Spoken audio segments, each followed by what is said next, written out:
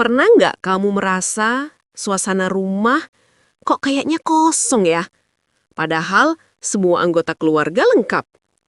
Atau pernah juga kamu berpikir, kapan terakhir kali kita berdoa bareng di rumah? Jawabannya, nonton video ini sampai selesai.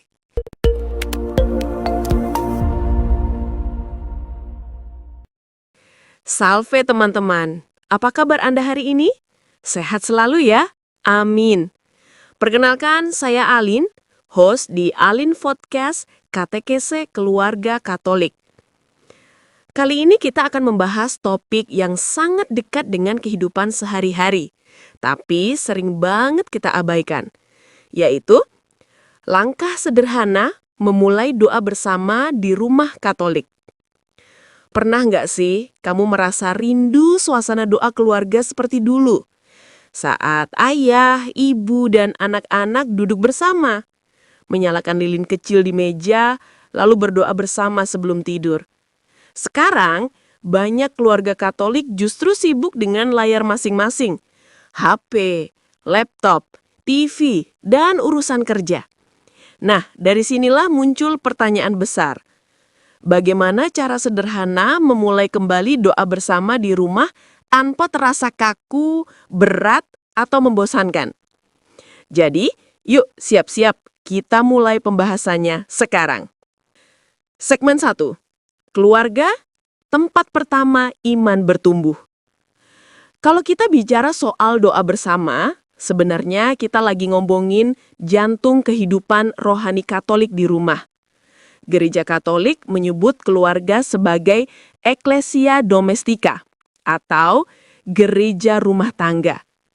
Istilah ini muncul dalam Katekismus Gereja Katolik KGK 1656-1658 yang menegaskan bahwa di dalam keluarga iman pertama kali diwartakan, dihidupi, dan diteruskan.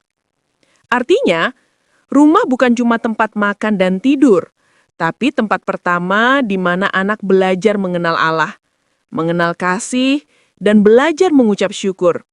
Seperti yang dikatakan Santo Yohanes Paulus II dalam Familiaris Consortio 1981, bahwa keluarga Kristen dipanggil untuk menjadi tempat di mana Injil diterima, dan dari situ Injil memancar ke seluruh dunia.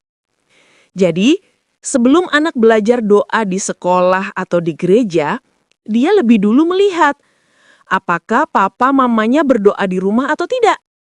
Coba bayangkan, kalau setiap malam anak melihat ayah dan ibu berlutut bersama, membaca kitab suci singkat, lalu berdoa bersama sebelum tidur.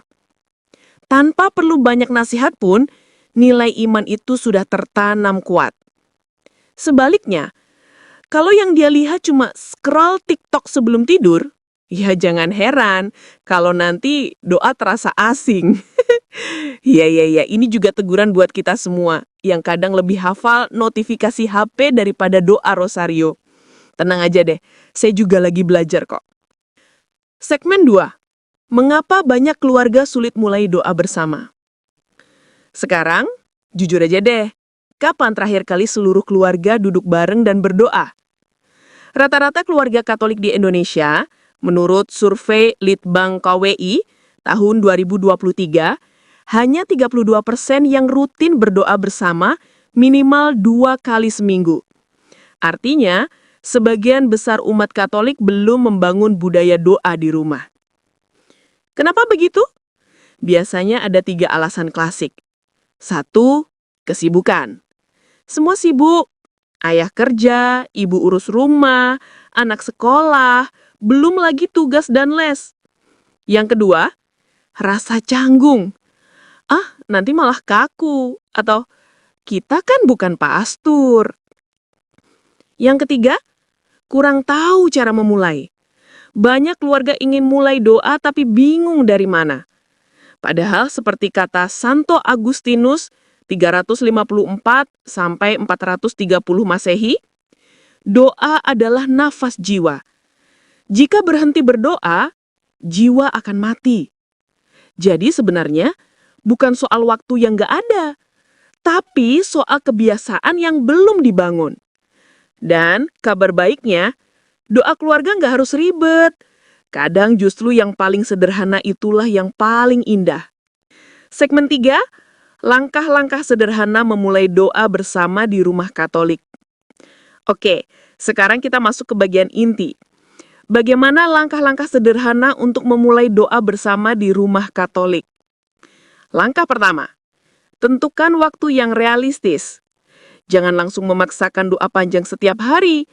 Mulailah dengan waktu yang realis, bukan ideal.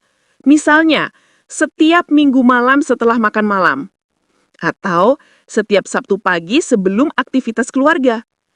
Kalau sudah terbiasa, baru tambahkan frekuensi, misalnya 2 kali seminggu.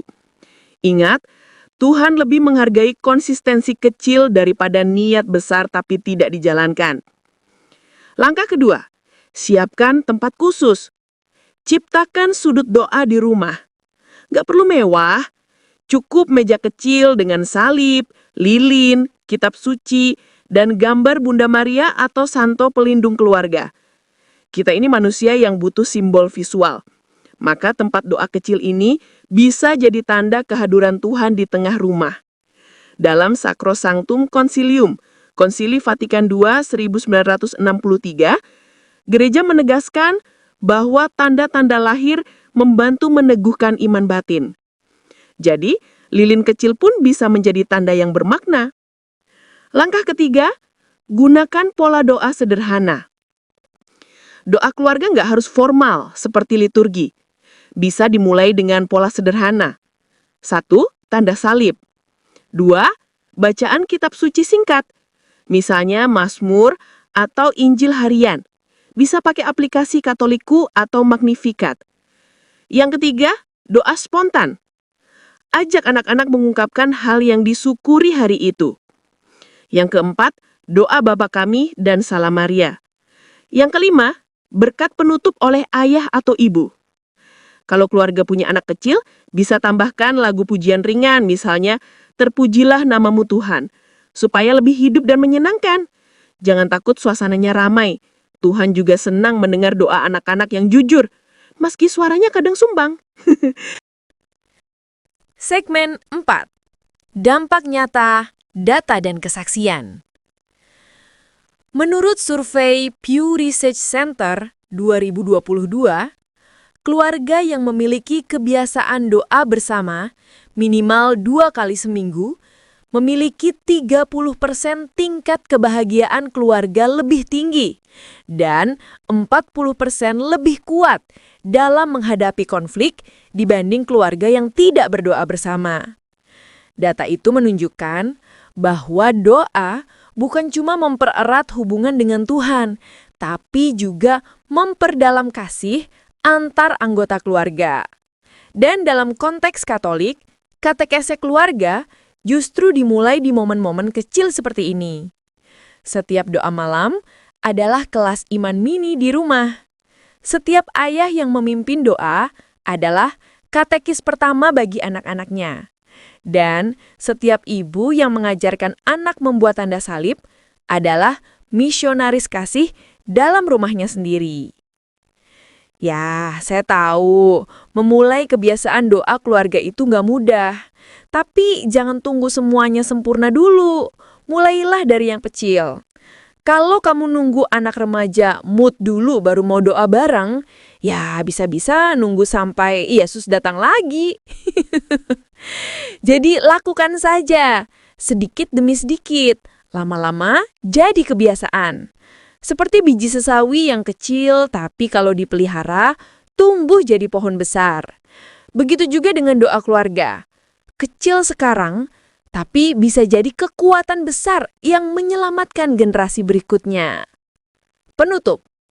Teman-teman, doa bersama di rumah Katolik itu bukan tugas tambahan. Itu nafas cinta keluarga. Melalui doa, kita membuka pintu agar Allah hadir, menyentuh, dan menuntun setiap langkah keluarga kita. Jadi, jangan tunggu hari khusus. Mulailah hari ini dari langkah sederhana. Tutup layar sejenak, nyalakan lilin kecil, buat tanda salib, dan ucapkan, "Tuhan, terima kasih untuk hari ini." Itu aja udah cukup untuk memulai. Karena setiap kali satu keluarga Katolik berdoa bersama, surga tersenyum. Kalau kamu merasa video ini bermanfaat, jangan lupa like, komen, share, dan subscribe channel ini supaya makin banyak keluarga Katolik yang terinspirasi membangun doa bersama di rumah. Sampai jumpa di video berikutnya, masih di Alin Podcast, Katekese Keluarga Katolik. Teruslah hidup dalam kasih dan doa. Bye-bye!